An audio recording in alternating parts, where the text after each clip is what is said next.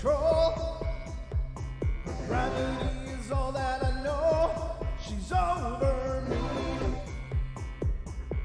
She's over me. She comes with her hypnotic dance. She holds me here with only a glance. She's over me. She's over me.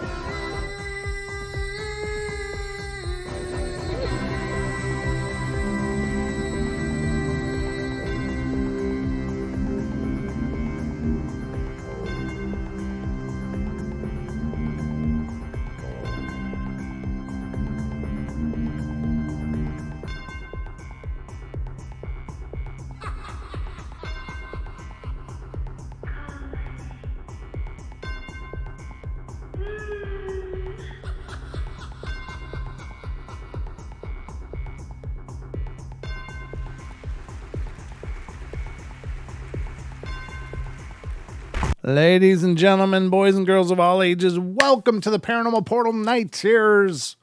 I'm your host, Brent Thomas. Thanks, guys, for being here with me.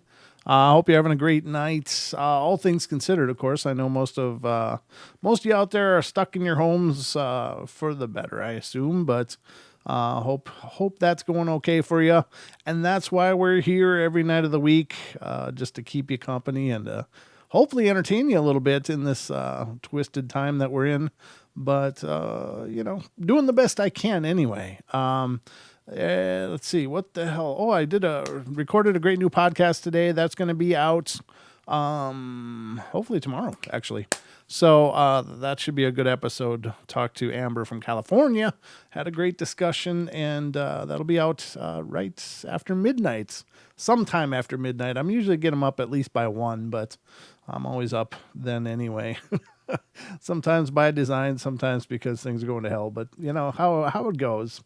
The host, the master of the portal. Thank you, Taco. I'm going to hire you. You're going to be my PR guy.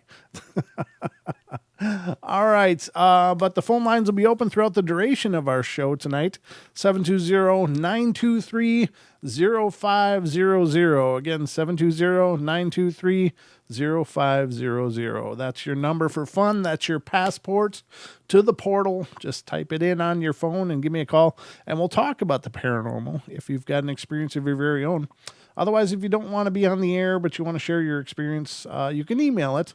You can email paranormalportalradio@gmail.com, and that'll get to me as well. And I usually save those for the weekends, just so you guys know if you send those in. If I'm going to read stories, they'll probably be read on the podcast as well. We've got a bunch of them yet to read for some episodes coming up. But there's. I usually read them on Friday, Saturday nights because that's when we're connected to the network. And so that way more people can enjoy your stories. I figure if you're going to send them in, I should get them in front of the biggest audience I can. And that's on Friday, Saturday nights when we're not only on TFR Live and on YouTube, but we're also on iHeart, TuneIn, and TalkStream Live. So those are some options there. So anyway, I guess that's all I got on the front end here. I hope y'all are ready because it's time for bed.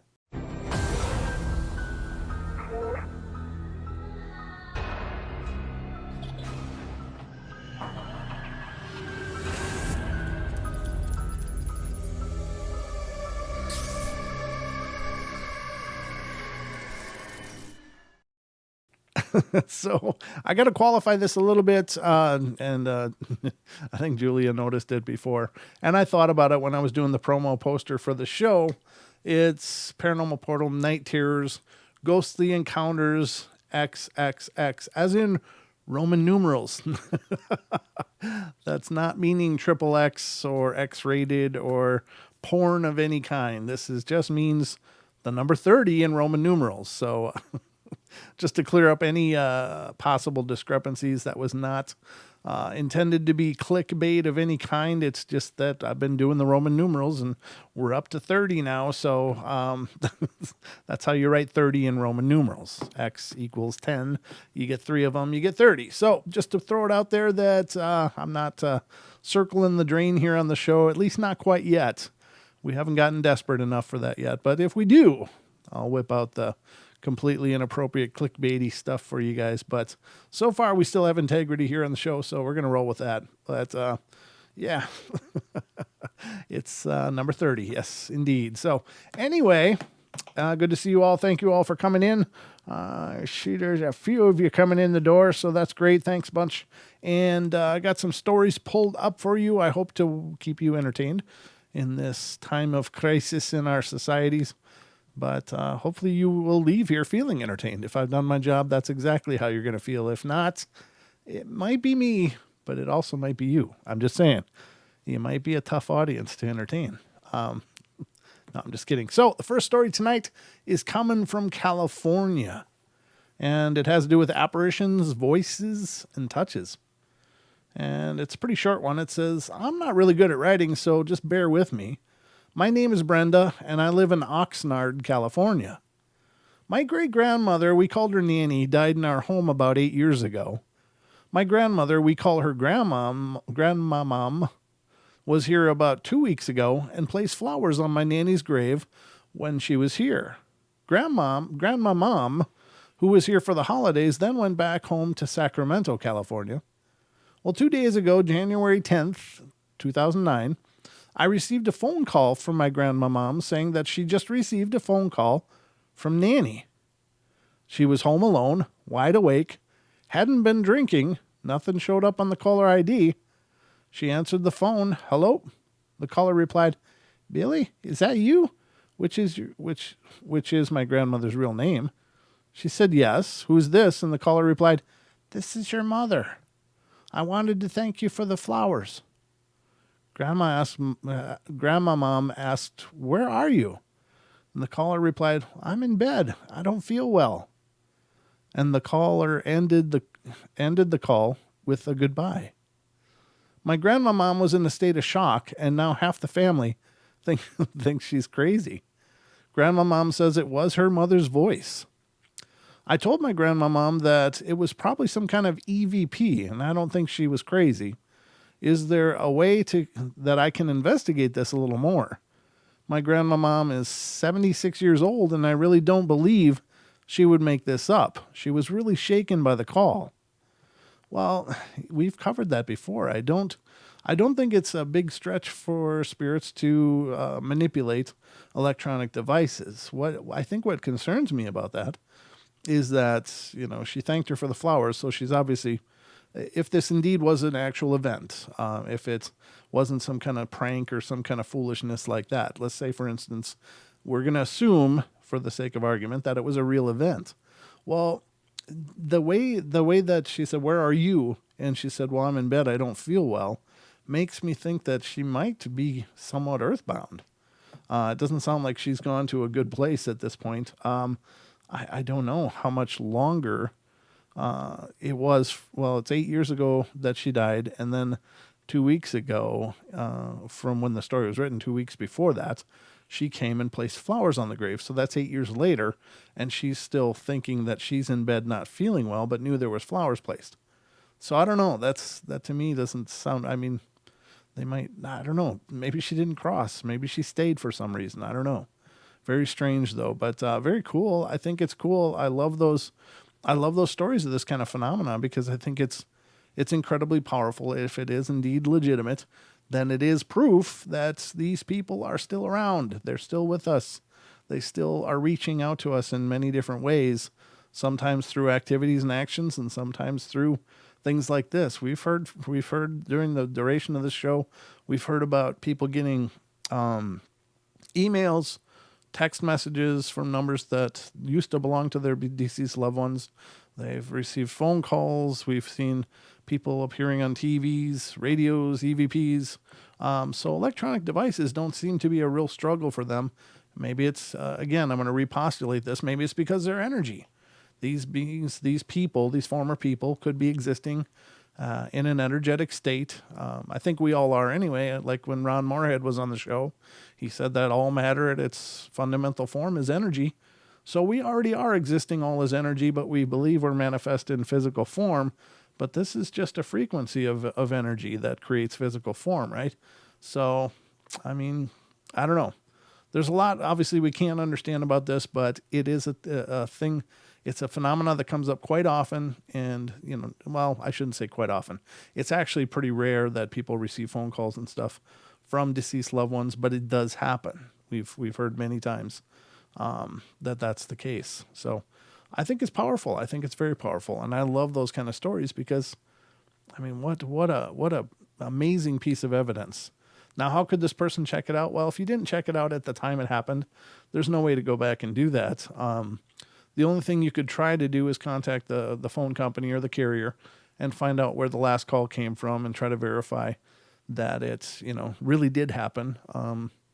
Other than that, if it was just a personal experience, it's hard to know. And it could be just a psychic experience that the person believed was real, like a lucid state or something. I don't know. Just postulating here, but very, very cool.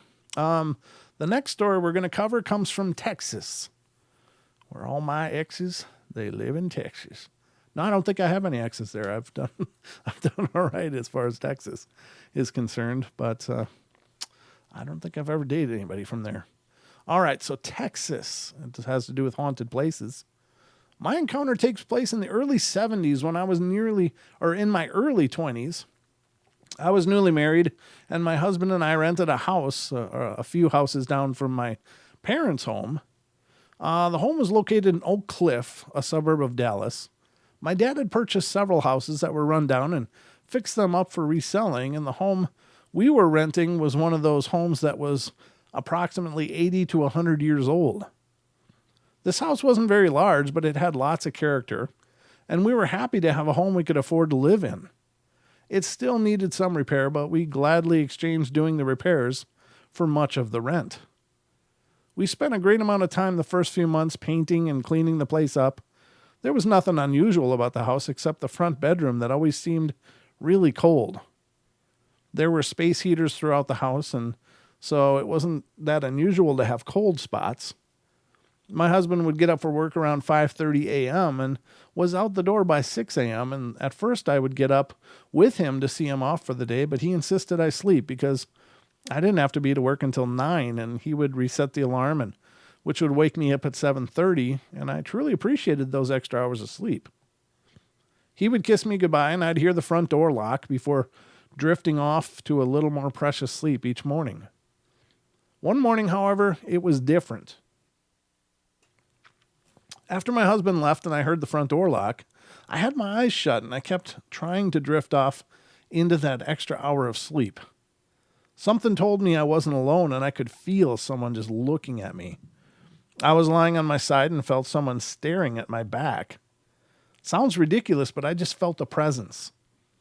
Well, I opened my eyes and slowly turned my head, and there was enough light from the window in my room that I could see pretty clearly around me, and as I glanced over my shoulder, I saw a man standing in my hallway. Well, I sat up straight up in bed to scream, but he just disappeared. Yes, just disappeared, vanished. To say the least, I was shaken and really confused, and I thought I must have woke up from a dream and imagined it all. I got up and checked the front door, and it was locked. I slowly investigated each room while carrying a fireplace tool in my hand, just in case someone jumped out at me. The house was empty except for me. For the next few mornings, I got up with my husband and saw him off to work. I was too afraid to go back to sleep, and about a week later, I finally convinced myself it was just a dream and decided to sleep after he left for work.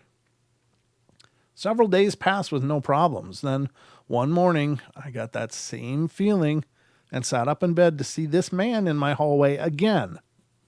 I sat there staring at him, and he was staring back. No expression on his face, just staring back at me. Well, he finally turned and drifted down the hallway out of sight. And I say drifted because it seemed his feet didn't move. His hands were straight down by his sides.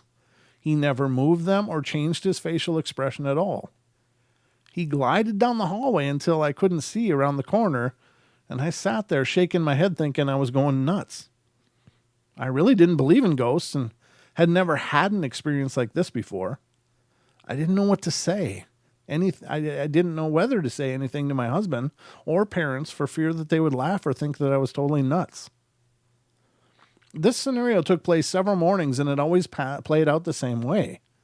The man and I stared at each other, and then he would just drift away. Sometimes he would float backwards while keeping his eyes fixated on me. Other times he would turn his whole body and drift away. I can still remember every detail about him. He was an older man in his 50s. Back then I thought 50 was old. He was balding and wore a tan-colored suit with a striped blue and brown tie. I never did see his feet or his shoes. As I would sit up in bed, he would glide backwards down the hallway, and I could never catch a glimpse of his feet, but he looked solid. Nothing like I imagined a ghost would look like. He appeared about 3 or 4 times a week, but never when my husband was there. I had grown accustomed to seeing him and never felt he was there to harm me. I did try talking to him a few times, but the moment I would open my mouth to speak, he would float down the hallway. Well, after we had lived in the house for a few years, my dad said that the lady that used to live in the house, Miss Brady, wanted to drop by and see what improvements we had made. She and her family had lived in the house for over 50 years, and she was now in a nursing home. Well, my parents knew their family when they occupied the home and purchased the home from her when she went into the nursing home several years prior. The home had been through several renters, but no one seemed to stay for more than 6 months, and my dad told her he would pick her up one Sunday afternoon and bring her by for a visit. Miss Brady was a very sweet old lady and walked slowly around the house, admiring all our handiwork. She was so happy we had taken care of the house and said her family would be proud. We sat down in the living room and I served her some coffee and cookies, and while she reminisced about how things used to be in the neighborhood so many years ago, she pulled out pictures of her family and showed them to me. The first picture was of her daughter at about the age of 5. The second was a picture of herself when she had first moved into the house, and she was planting flowers in the front yard. She was really quite stunning. The third picture was of her husband and her sitting on the front porch. I looked closely at that picture and must have gasped at some point when I saw her husband. I had my hand covering my mouth and looked up at this woman, and she immediately said, "Oh, honey, have you seen Albert here? He used to visit me every morning when he passed on." "What?" I asked. I didn't quite understand what she was trying to tell me. I told her I had seen a man that looked like him in the hallway several mornings just staring at me. She was not at all surprised. She and Albert used to visit every morning in her bedroom, and he was probably just confused to see someone else in the bed. I felt cold shivers go right up my back, and I told her how this man was dressed, and she said that was what he was buried in. Oh, dear God, could this really be her late husband? Miss Brady told me Albert was leaving one morning to go to work and was struck by a vehicle as he crossed a busy street to catch a bus. He got up, brushed himself off, and came back home to lay on the sofa because he said he had a headache from his head striking the pavement. No insurance in those days, and he refused to go to the doctor because money was tight. She said he took a nap on the sofa and never woke up. She never got over his death and continued to set a place at the dinner table for him. Bizarre behavior, but we all mourn in different ways, and a few years later, he began to appear in her bedroom. She felt he was just keeping an eye on her and making sure that she was safe. She was very matter-of-fact about all this and not at all shocked that I was seeing his ghost. Well, she got up to leave a few hours after her arrival, and I gave her a hug at the door. She called out to Albert before she left and told him to be nice to me. I didn't want Albert to be nice to me. I wanted him to go away. After that day, I never had a visit again from Albert. Perhaps he followed her to the nursing home. After that time, there were a few incidents of hearing a knock on the wall, but the house is so old it could have been pipes. Or at least that's what I told myself. Well, that made a believer out of me, and I've had a few other things happen over the years, and we'll share them in another post, but blessings to all. Wow, that's so powerful. That's really a beautiful thought, you know? The love that survives, it survives that transition. I think that's wonderful. Gnome Squatch. It's Paranormal Brent. What? What are you saying, Dogma? I don't know what's going on here. I don't know what's going on in that chat room. But good to see you all. Thank you much. Thank you much for being here. Thank you much, or thank you very much, whatever you choose. But thanks. I appreciate your company. And let's move on to the next one. This one is also California. And it has to do with miscellaneous. So that means a lot of different activity, I suppose. But this is not a big story. It's pretty short. I go to middle school located in California, and I've been having visions that occur at any time of the school day. No matter what I'm doing, I could be eating, running, taking a nap, or using the computer. Out of the blue, things around me start to fade out. I then see what is going to happen in the next few minutes or the next day. We were in a room watching a movie, and I look out the open doors and see a man walking, and it was like it was in slow motion. He puts on a black mask and starts walking to our classroom. I stand up and say in a whisper loud enough for everyone to hear, "Shut the doors." My teacher yells, "Sit down or you can go get lunch detention." I look out the door and the man was about 5 feet away. I run over and shut the door, but he kicks me out of the way. He pulls out a gun and screams, "Give me everything you have. That's valuable. I want everything from watches to cell phones, understand?" He grabs me and stands me up by his side. "You don't want to see her brains now, do you?" I look into the eyes of everyone, and they pile up everything in the middle. "Nice, nice," he was saying under his breath, with me still at his side. "Now, have a nice day." He pushes me down to the ground and walks to the door. Then he turns around very slow and brings the gun up and pulls the trigger, and then everything goes black as I hear a gunshot. I'm brought back to reality. Now I need your help. As I said before, we were watching a movie. Every Friday is movie day, and I always go into this classroom, the same one I saw in my vision, to watch a movie. What do I do? Well, I don't know. This is kind of weird. Why would you put it on an internet board? Why would you call the authorities or something? What do I do? If I just go into a different room, then I won't be in that room to warn the people that the man is coming. But if I do go, what if I am the one getting shot? And what if I go through all day scared out of my mind and then I go watch the movie and nothing happens? Is there any other possibilities? If there is, what are they? And if not, then which of the options I listed before do I choose? Well, why would you put that up on a random message board? I mean, really, I don't know. I hope to God that nothing came of that. I don't know. I don't know. That's really disturbing. That's truly disturbing. So I don't know if anything happened. I mean, of course, things have happened at schools, but I don't know. This story is from 2009, January 12th of 2009. So I don't know. I don't even know where in California. It's just a middle school. So, but it sounded like a robbery. It didn't sound like the normal school issues that people have. So I don't know. That one disturbs me a lot. I wish I would have read that one ahead of time. I wouldn't have bothered with it. I just hope that it was just the wild imaginings of a young mind. I don't know. Oof, don't like those. Massachusetts is next, ladies and gentlemen. A few nights ago, I was lying in bed watching television, and oh no, this one's a succubus, incubus. Nope, skipping that one, ladies and gentlemen. I don't want the XXX to mean anything other than 30, so I'm going to skip that one. Sorry about that. Let's start again. This one's Illinois, and let's get into this one. It says, "Let me begin by apologizing for this long story. To preface, I'm currently 28 years old and devout Catholic, who is very spiritual because of some experiences that have been going on since I was young. I never played with a Ouija board, never was into the occult, Wicca, or anything, and I don't know where to turn and don't want people thinking that I'm crazy. I'm just looking for answers.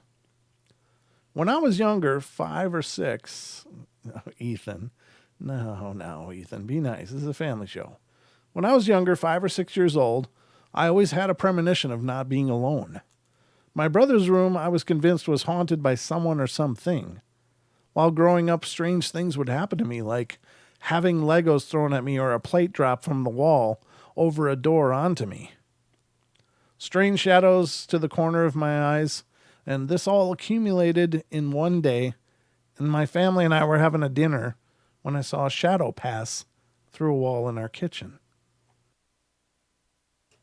Up until this point of my childhood, I thought I was crazy, but everyone saw it. We talked about it for a bit, and then it faded into our memory. My parents then built a house, and things were quiet during that time. After we moved, the feelings returned, but were not as pervasive. Some of our pictures would have what I would later describe as orbs on them, and I say not as pervasive because maybe I got used to the noises, seeing things in the corner of my eye, etc. Well, one day my friend and I were listening to music in my room, as teenagers did at the time, when an orb of light appeared out of nowhere in the middle of the room and moved to the wall and just disappeared. My friend got scared and ran home, and that very night, I had some really strange and scary dreams of my basement. I recall the dream vividly of a baby undergoing some ritual. I got scared and woke up, and at that moment, around 3 or 4 a.m., my whole family heard a loud screech coming from the basement. None of us got up to see what it was, but just talked about it the next day. After this, I was terrified, and I hid under my covers, and I could have sworn I heard dripping around my bed. And the next day, my friend, the one who ran out of the house, my dad and I went down to the basement to ease my fears. We'd feel cold spots here and there, and then we got to one end of the basement. We looked back towards the other end, and the strings for the lights, they were the pull type, were all swinging in unison. All of the windows were closed, and we could not explain this. It was from this point forward, my friend never came back to our house again. I began to get intrigued by this. I was convinced we had a ghost or some type of paranormal phenomena. Well, I read up on the matter, even visited Bachelor's Grove Cemetery to gather information. Sorry about that. Sorry. Yikes. It muted by itself the second time. To gather information. And during my trips there, I would have almost the same feelings as I did in my house, except the feelings there I would describe as sorrow and almost like in a party that no one invited you to. Well, as the time went by, various things would continue to happen in the house. Doors opening and the sound of footsteps coming up and down the halls. Almost like someone was guarding the house. Things darting out of the corner of my eye, strange feelings. The thing that alarms me is that I previously thought this was associated with me. But my family, mostly skeptics, is noting strange things happening when I'm not even there. I recently purchased a house. It's a 2-story, and have noticed some really strange things. There are times when I hear floors creak on the second floor as if someone's walking upstairs. The strangest thing is that these creaks respond to my guests or me. My fiance and I were watching movies. We would hear this creaking noise, and she would say, now, that would be weird if we were all of a sudden heard a creak in that corner of the house, and lo and behold, it would happen. I tried yelling once when I was alone for it to stop, and it stopped the whole night. I'm also starting to hear children laughing in the distance. I talked to the previous owners who had young children, and they claimed that nothing strange ever happened there. No one died, no suicides, but I don't know how much I could believe since there was a Bible in every room of the house. I recently blessed the house myself. The noises stopped for a bit and then continued. My question is it possible for something has been following me? I was once told I may have some psychic tendencies. Is it possible that someone is trying to communicate with me or that ghosts are drawn to me? Could you have your own personal ghost? Is this a guardian angel? Then how could I explain the demonic images of the dream? So here's the thing. Your guardian angel is never going to appear in a spooky way. I mean, they're not going to try to freak you out. That's just not what they are. They are benevolent beings of light, as I understand it, or I believe they are. And I don't think they're going to try to freak you out. So they're never going to appear in a way that's threatening or harmful or shocking to you. They're, and besides, if it is an angelic presence, you should feel it. You should feel that warmth, that love, that, I mean, I believe that all people are sensitive, so we know a lot of times when we're around good people, and we know a lot of times when we're around bad people. And we just seem to pick it up on an almost unconscious level. So I assume that that's intuition. I love the word intuition because it doesn't, when you say things like psychic, it all has, a lot of connotations attached to it, and not all of them good. And I'm not against anybody being psychic, don't get me wrong, but I just know that psychic is also a practiced art of charlatans. And so it's a very real phenomena. I believe in it wholeheartedly, but I know that there's a lot of people taking advantage of that. So I don't like the word psychic because of all the ramifications that come with it. But I do like the term intuition because it just denotes sensing things from a different level than our normal senses. And I think that that's pretty accurate for most psychic experiences. Now, but your guardian angel is never going to try to freak you out or spook you or scare you. So it's something else. So if it's something else, what is it? Well, if you are indeed psychic or have that, strong intuitive abilities, then you are going to be sought out by these other lives that had lived, or maybe they were never human. Who knows? But they may have something to share. They may have a story to tell. They might want to relay something through you. So that's why I think psychic people are tormented by spirits if they're not in control of their abilities, because the spirits see that radiant energy coming from you, and they see that. I think that they can see when people are sensitive or extra sensitive anyway, and they will gravitate towards those people. And so I also think there's attachments. So in this case, this could be an attachment this person has, but it's hard to say. We only have a few paragraphs to go by, so it's hard to get a real good feel of what's going on. But those are I don't believe it's a guardian angel, though. I think you can take that one off the list right away. I don't think that's what they're dealing with. All right, let's go to the next one, and this one is Massachusetts, ladies and gentlemen. And in Massachusetts, they're having apparitions, voices, and touches, at least in this story. So it said, I just gotten home from a friend's house and was in my bed and cuddled up, ready to go to sleep in a flash. I was extra tired that night for whatever reason, but that's beside the point. I was laying in the bed, the television was off, drifting into sleep, but still very much awake and aware what was going on around me. Suddenly I began hearing faint but very clear whispers in my right ear. The left side was laying on the pillow, and the whispers got louder and louder and grew into straight-up voices. And it wasn't of one person, but many, many people.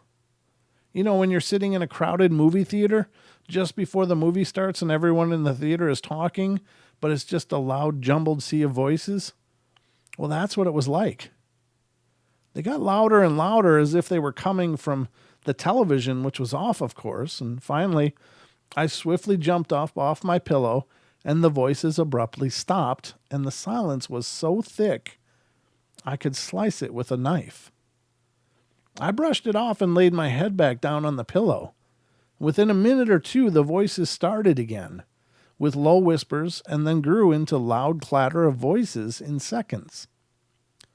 Again, I jumped up off my pillow, and the voices fell completely silent in the snap of a finger. I couldn't make out a single word that was being said. It was just a sea of jumbled voices. Well, again, I laid back down on my pillow, but this time, the voices didn't return.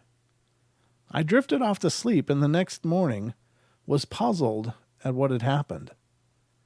So that's really strange. Now, I gotta when Joe Roop was on the show, I think when I was on his show, actually, or no, when he was on my show, one of the two. I don't remember now. But we played different things back and forth. And no, I was on his show, and I played a demonic scream that I've had a voice recording of forever. It's not mine. I just found it, but I think it's about the most horrible noise I've ever heard. And he played the one. And if you guys have been through YouTube looking for paranormal stuff, you probably run into this. It was really getting around for a long time there. I think it's obviously still out there, but it's the guy that's in the cave testing the flashlight. He's all by himself. He's back in this cave, and he's doing this review of this flashlight for this flashlight company. And it was a hell of a flashlight, by the way. I'd like to get my hands on one of them. But as he was in this cave, he's going through this area, and it's a very narrow passage, and he's kind of squeezing through. And suddenly, on his audio, you can hear this, and it sounds like, that sound from Harry Potter, the parcel tongue sound. It's like that, like, it sounds like that. But it's a jumble of them together, and he picks it up on his audio. As he's moving through, he's like, I don't know what the hell that is. It sounds like a bunch of snakes or something. I don't know, maybe it's birds or the wind or something. And then he's like, he stops and he kind of goes back, and it happens again, as if it's kind of moving with him. And it's this really crazy cacophony of this hissing, whispering voices. And if you haven't seen it, I would encourage you to go check it out.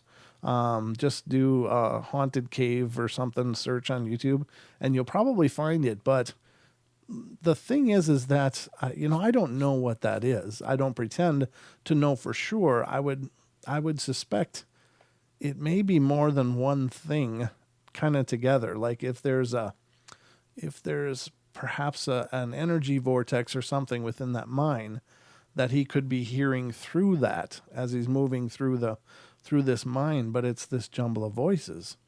Now, I often wonder if it's a different language, like in spiritual realms, do they have a different kind of language or a different vocabulary than what we're familiar with? I mean, if you jumped on a plane and went to a country you never learned the language for, and you get there, people are going to be talking, and it's going to be a jumble of sounds and weird to you because you won't really have any concept of what they're saying. And I think that this is just another example of that. It's just a foreign language to us.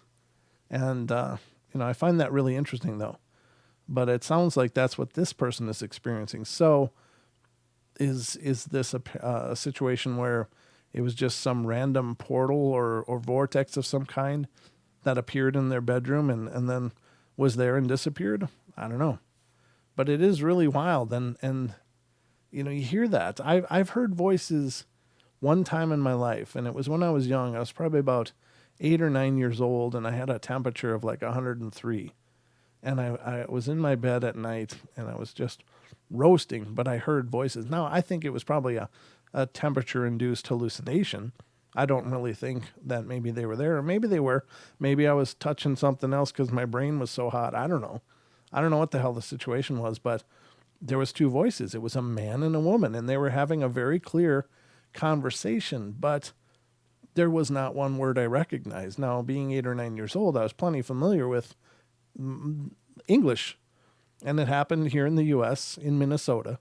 So, I mean, it wasn't like there was a lot of different languages around, but those two talked, and I was in my bedroom, and I was stuck in my bed. I was terrified. I had this high fever, and I was terrified, but I distinctly heard a woman and a man talking.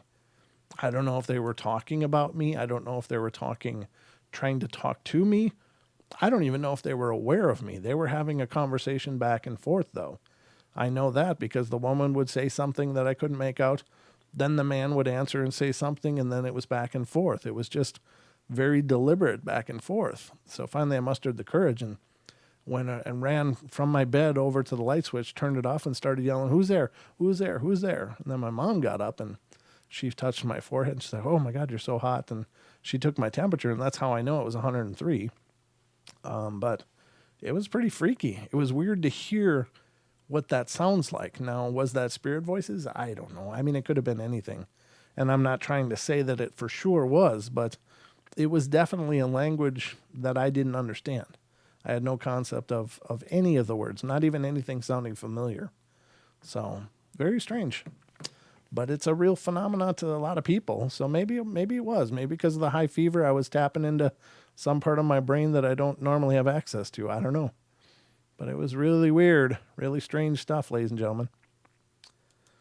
We still got time for some more. Hope you guys are ready for some more. Got a few more here. I'll open these up and see where we end up after these. So this one's pretty long. We'll probably only get a couple more stories in here, but this one's coming from California again, and it has to do with a haunted place. Those who've read my story will remember the ghost in the backyard who visited me one morning and pinned my head to my pillow to get me out of bed.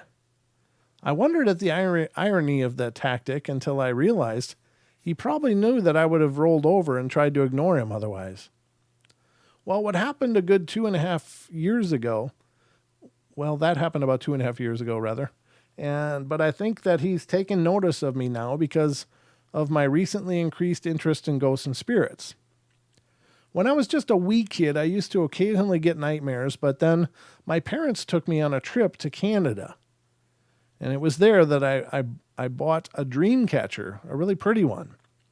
I don't believe it actually worked as dream catchers should, but maybe as a child, the peace of mind that it gave me was enough to put an end to my nightmares. Well, a few years ago, it broke, but I still keep it in a box in my room. Thursday, November 13th, 2008, I had the first nightmares that I've had since I bought that dream catcher. I don't think that the contents of the dreams are important enough to mention. They were entirely random and didn't seem connected or meaningful.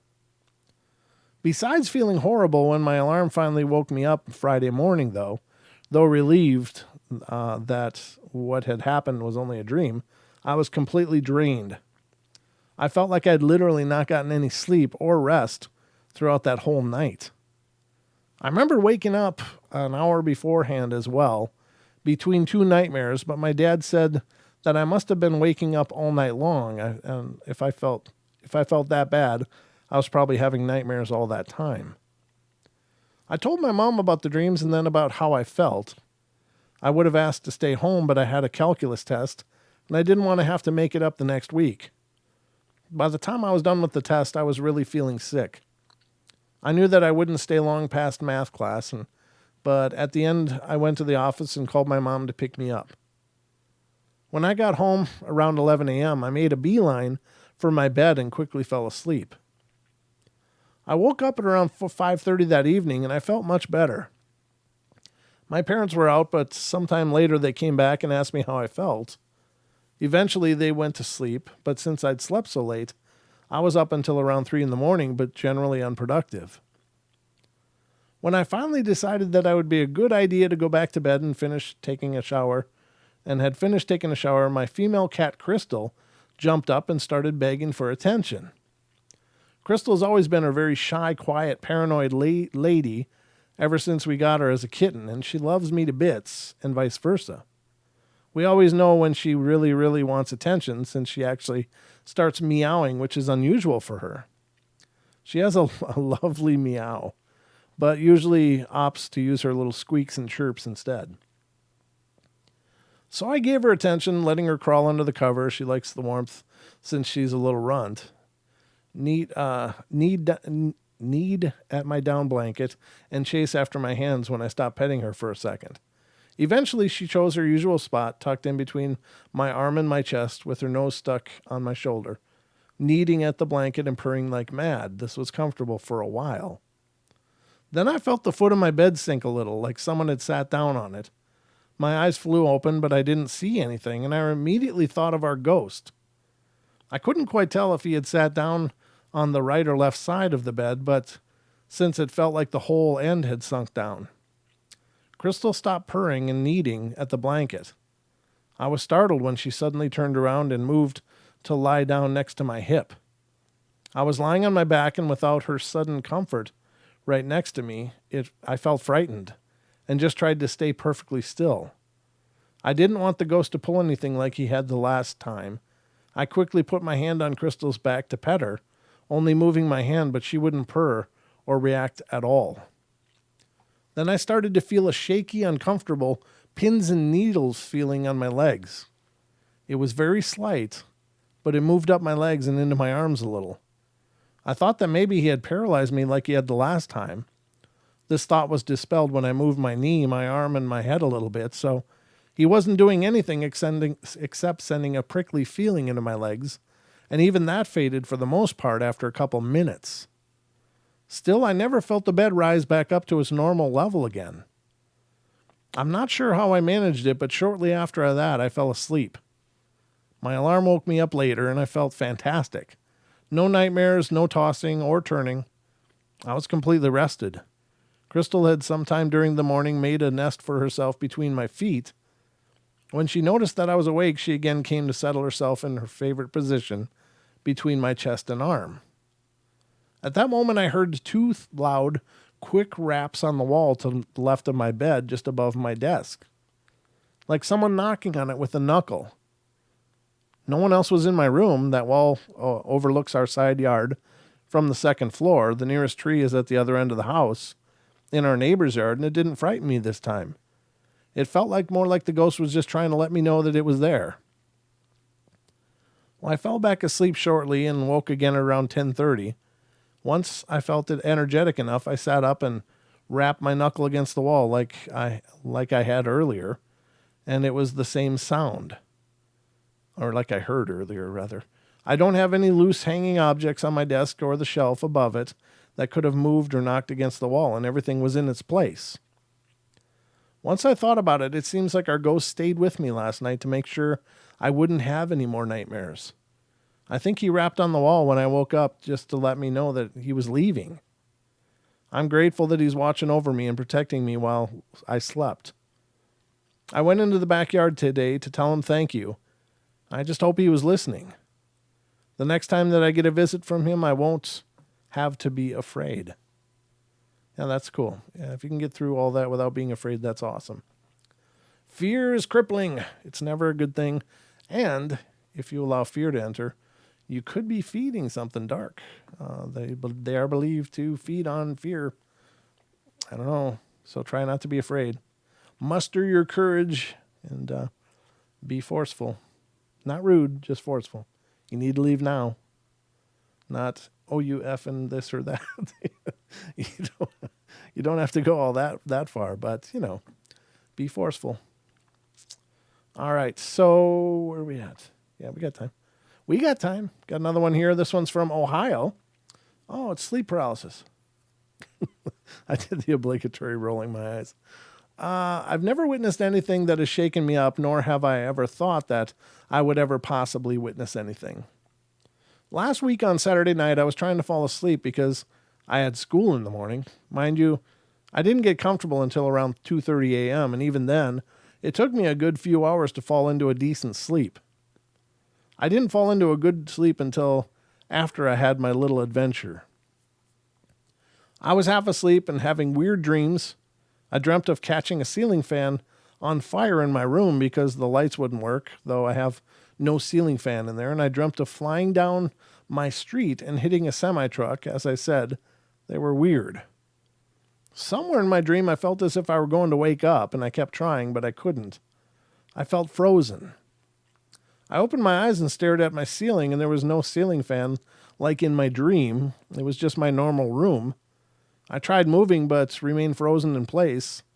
I was not a comfortable position either. I was not in a comfortable position. Okay.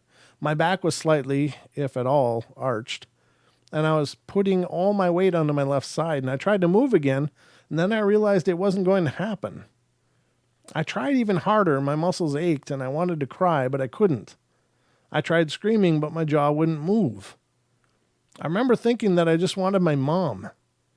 This went on for about 5 minutes before my body relaxed, and without even a moment's notice, I was back asleep, dreaming dreams that I could not wake up from. And every time I dreamt, I'd wake up in another dream. Oh, those are horrible. I've done that many times. I've got some real horror stories of those, but none I'll ever share. But I know what that's like. Could this have been sleep paralysis, or was it just my imagination? I never really gave sleep paralysis a second thought, nor had I ever been thinking of anything like that. I couldn't even remember what it was called when I tried to tell my friends. I haven't been bothered by anything like that since. I'm just confused. Maybe because I can remember vividly what it was like staring up at my ceiling, unable to move. And I still remember how my muscles ached to just move. That's a horrible thing. Sleep paralysis sucks. All right, this is another one. This one's from Texas. And this will probably be the last one we'll read tonight. So I've posted this story before on the internet. This happened to my husband back in 2007 on Halloween night of all days. My husband called me to tell me as soon as it happened, and it's been boggling his mind ever since. He works for the railroad, and one night while on the train going south, he and his engineer passed through a small county between San Antonio and Laredo. Something he's done for 5 years when something caught their attention. Up ahead on the tracks, my husband saw someone lying on the tracks, which is pretty typical. Suicides, drunks, etc. And he told the engineer to slam on the brakes, and the engineer saw the guy too, so he pulled the emergency brakes, but of course, it takes about a mile for a train going 70 miles per hour to slow down. What they both saw was an older man with a beard who was lying on his side facing the train. And when the man saw the train as it got close, he put up both hands in a defensive manner and had a frightened look on his face. Well, before they knew it, they slammed into the guy and the train finally stopped. My husband and engineer were shaken up, and my husband called his manager to tell them what had happened. He told them to call the local authorities and the state trooper, etc. When everyone showed up, and when they looked under the train, there was nothing. There was nothing at all. My husband and the engineer were embarrassed because everyone was there to investigate, and there was nothing under the train. They swore that they ran over the guy because they heard the thumping sounds as the train kept going. They walked back to the point of impact, and there was nothing. No blood, no clothes, shoes, etc. They called in the canines and couldn't pick up a scent. If they had hit someone and he ran off, there would have been blood or something, or I'm sure he wouldn't have gone far anyway. The local cops were like, oh, well, a while back a bunch of kids were throwing mannequins off this bridge, so it was probably a mannequin, but it was impossible because of what they saw. So who knows what happened that night? My husband isn't much of a believer, and he isn't frightened by anything like this or ghost stories, but it makes you wonder. The paranormal always does, ladies and gentlemen, but I don't know. That's pretty cool. Pretty horrifying, though, to think you hit somebody. I mean, I hit a raccoon once and just about pooped myself. I've never hit anything like that before, but it was heartbreaking. I couldn't imagine hitting a person. But then I guess if you're going to hit someone, a ghost is a good one to hit because they generally don't get too bothered by it. I remember the story that we shared on one of our podcasts. It's the one that has to do with a lot of truck stories. People, long-haul truckers, over-the-road truckers submitted stories, and we made a whole podcast from it. And there was one that had come from Texas, of all places. And it took place on a rainy night. And this family had a business of trucking. And the dad and the two boys, his two sons, were each driving a truck, and the dad was in the lead, and the two kids were behind and driving their rigs. And suddenly, it's raining, it's a really stormy night. Suddenly, the dad hits his brakes, and he's like, hey, you got to stop. But those are big trucks. They don't stop on a dime. The kid who was submitting the story, I mean, by kid, I mean like he's in his 20s or 30s. So he's not a young kid, but he hits his brakes and sees that there's a man that phases through his dad's truck and is in the road, and there's nothing he can do. He tries to swerve, but it still like goes through this thing. And after him, the younger brother and behind him gets on the horn like, what the hell? And he ends up going through it. And so they're all perplexed. They pull over and they're looking around because they're sure they just smashed somebody to grease, and they're looking around, they see nothing, and they're just, scratching their heads. There's nobody, there's no anything. This is just, the road is blank. It's still raining. They're standing out in the rain. And suddenly another truck's coming, and they're off to the side talking amongst themselves, and they hear the screeching of the truck's brakes. They look over, and there's the apparition standing in the road again, getting right in front of this truck. And sure enough, that truck, the guy passes right through it. And after it passed through on the back end, it just disappeared. So for whatever reason, that apparition seems to have a lot of fun, giving truckers strokes on that highway in Texas during stormy nights. It's absolutely terrible. But that's what was submitted to us. I have no reason to doubt the person's integrity and that they experienced this. And what a horrible thing to experience. And what the hell is that spirit doing? Just getting his kicks. I mean, he could kill somebody. You could kill somebody if a driver decides that he, is going to veer his truck off, he could kill the driver. I mean, what a horrible, horrible thing. So, but that kind of stuff happens. Sounds like this might be one of those kind of things. I suppose if you're an earthbound spirit, you need to get your kicks somehow. But man, that's terrible. But anyway, ladies and gentlemen, that's going to wrap it up for the Night Terrors tonight. I hope you found yourself wildly entertained by the stories that I brought to you. Of course, what is it today? It's Tuesday, right? It's Tuesday, so Don and I will be back tomorrow night. We'll get into it again. Remember, Deb will be on the show this Friday. She'll be doing psychic readings on the portal, so I hope you guys will take part in that show. And that, again, is Friday night, 7 p.m. Pacific Standard Time. Deb Varner will be doing readings to callers of the show. So definitely come around then. Come around every night, of course. I'm here to keep you entertained through your self-quarantines or mandated quarantines, whatever it might be. But also remember, on the 17th, we are going to be welcoming Mr. Dean Harrison to the show. And Dean is the world-renowned Yowie investigator out of Australia. And it's a rare honor to have him on the show. If you're into Bigfoots, cryptids, Yowies, whatever, this is going to be an epic show. We're really looking forward to having Dean on and talking with him. So hopefully you guys will tune in for that. That's the beauty of that is that he really doesn't do interviews, but he reached out to us, and I'm just thrilled that he's going to be on the show. So we'll have him on the 17th of this month. So tune in for that, ladies and gentlemen. But that's all I got. I love you all. Be good, be kind, be nice. Take care of each other. Help each other out. Find the magic in every day, and remember to laugh as much as you can. And Don and I will be back tomorrow. We'll see what kind of show we're going to whip together for you. But just know you should have fun. If you don't, there's could be something wrong with you. All right, guys. Love you all. Be good, be kind, be nice. Take care of each other. Help each other out. Find the magic in every day. And remember to laugh as much as you can. Good night, everybody, and sweet dreams.